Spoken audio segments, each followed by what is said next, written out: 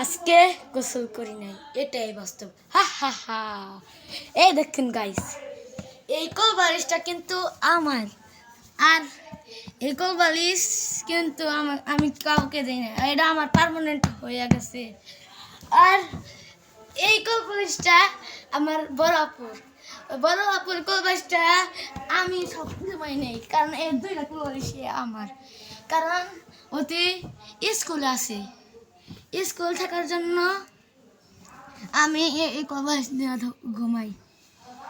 আর আমাদের সামনে এই পুকুরটা আমি প্রতিদিন গোসল করি। গোসল করার পর এত বড় মিথ্যা কথা।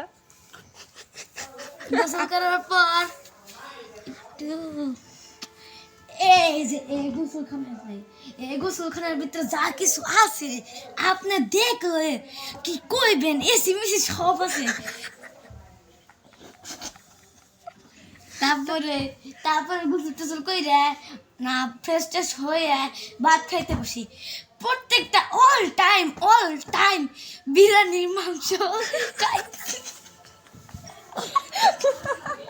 বিরিয়ানির মাংস